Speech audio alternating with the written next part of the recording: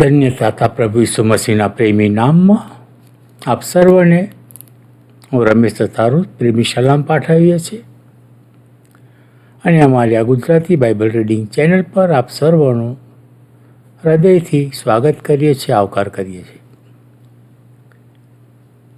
આ સમય છે પવિત્ર પુસ્તક બાઇબલ અને તેના જીવંત પવિત્ર વચનો વાંચવાનો. અને આજે આપણે ગીતશાસ્ત્રનું પુસ્તક અને તેનો 129મો અધ્યાય વાંચવા જઈ રહ્યા છે. આજના અધ્યાયનો જે શીર્ષક છે તે પ્રભુએ સંભાળેલી ઇઝરાયેલ પ્રજા. એ શીર્ષક હેઠળનું આજનું વાંચન છે. એ પિતા બાપ આપણને હર હંમેશ યાદ રાખે છે, તે ભૂલતા નથી. આપણા સારા નશા કર્મો પણ પિતા બાપ યાદ રાખે છે અને તે પ્રમાણે આપણને તેનું ફળ આપે છે. તો ચલો આજના વચનોમાં જોઈશું અને પછી આપણે ટૂંકી પ્રાર્થના કરીશું અને આજના વચનોમાં જોઈશું. પિતા પરમેશ્વર, તમારો આભાર માનીએ, તમારો ઉપકાર માનીએ કે આ સમય તમે અમારા જીવનમાં આપ્યો કે અમે તમારા જીવન પવિત્ર વચનોનું વાંચન કરી શકીએ. આજના વચનોને વાંચવાને માટે પિતા બાપ અમારી સહાયતા મદદ કરો અને વચનોને આશીર્વાદિત કરો બાપ. વચનો ઘણા લોકો સુધી પ્રચાર પ્રસાર પામે અને તે દ્વારા તમારા નામને માન મહિમાને ગૌરવ મળે તેવી કૃપા તમે થવા દેજો. અમારી પ્રાર્થના તમારા પુત્ર અમારા મસીહ ઈસુના નામમાં તમારી સમક્ષ લાવીએ છીએ. સાંભળીને તેનો સ્વીકાર કરજો બાપ. આમીન.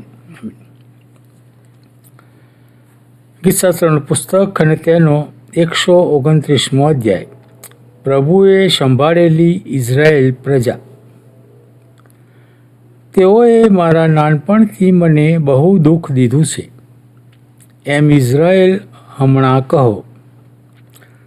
મારા નાનપણથી તેઓએ મને બહુ જ દુઃખ દીધું છે, તો પણ તેઓ મારા પર ફાવ્યા નથી. મારા બરડાઓ પર હળ ખેડનારાઓએ હળ ચલાવ્યું અને લાંબા લાંબા ચાસ કાઢ્યા. યહોવા ન્યાયી છે, તેમણે દુષ્ટોએ બાંધેલા બંધનો કાપ્યા છે. તેઓ સિયોન પર દ્વેષ રાખે છે. તેઓ સર્વ શરમાઈ જાઓ તથા પાછા હટો.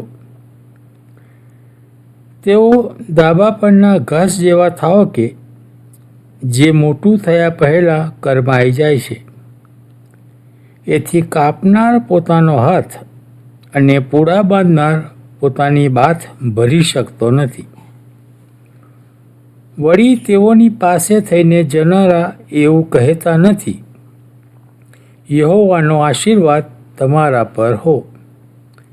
યહોવાને નામે અમે તમને આશીષ આપીએ છીએ. આ જીવંત પવિત્ર વચનોને પર પિતા બાપ તમારી પુષ્કળ ને પુષ્કળ આશીષની વર્ષા થવા દો. પ્રાર્થના કરીશું. હે સ્વર્ગમાં બિરાજનાર અમારા પ્રેમાળ ઈશ્વર પિતા, અમે તમારો પુષ્કળ આભાર માનીએ છીએ બાપ કે તમે અમારા જીવનમાં સુંદર દિવસ આપ્યો, સુંદર તક આપી તમારા જીવન પવિત્ર વચનો વાંચવાને માટે.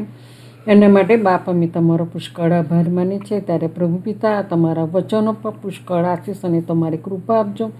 આ વચનો પ્રભુ ઠેર ઠેર પહોંચે, લોકો સાંભળે પ્રભુ અને તમારા માર્ગમાં આવે અને તમારા પ્યારા બાળકો બને એવું તમે થવા દેજો. જે વચનો તમારા દીકરા દીકરીઓ સાંભળે છે, એક એક પર તમારા આશીષ અને તમારી કૃપા આપજો પ્રભુ. જ્યાં જ્યાં તમારું નામ લેવાય છે, પ્રત્યેક જગ્યાએ તમારી હાજરી, તમારી કૃપા આપજો.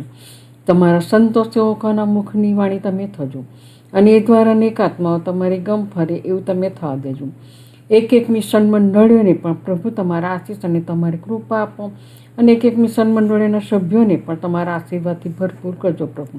જે લોકો બીમાર છે તેઓને સાજાપણું આપજો, દુઃખિત પરિવારને દિલાસો આપજો.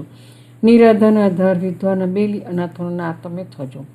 જે લોકો તમને જો ઓળખતા નથી, અંધકારમાં ચાલી રહ્યા છે, એ સહગડા પ્રભુ તમારા દીકરા દીકરીઓ બની અને અજવાળામાં આવે પ્રભુ એવું તમે થવા દેજો.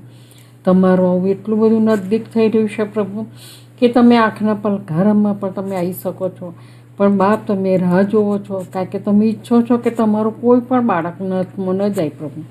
અને કોઈ પણ બાળક રહી ના જાય એવી તમારી ઈચ્છા છે પ્રભુ.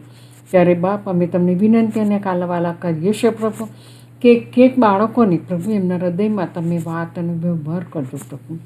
હા બાપ, ફસલ પુષ્કળ છે પણ મજૂરો થોડા છે. ત્યારે બાપ અમે તમને વિનંતી અને કાલવાલા કરીએ છીએ પ્રભુ કે ફસલો વીણવાને માટે પ્રભુ તમે મજૂરો તૈયાર કરી આપો. જે લોકો પ્રભુ તમારા નામમાં છે, તમારા પર વિશ્વાસ રાખે છે, ઉપવાસ કરે છે, એ લોકોને પણ તમારા આશીષ અને તમારી કૃપા આપજો. જે તમારા બાળકોને સતાવે છે એમના હૃદયમાં પણ તમે વાત અને વ્યવહાર કરજો પ્રભુ.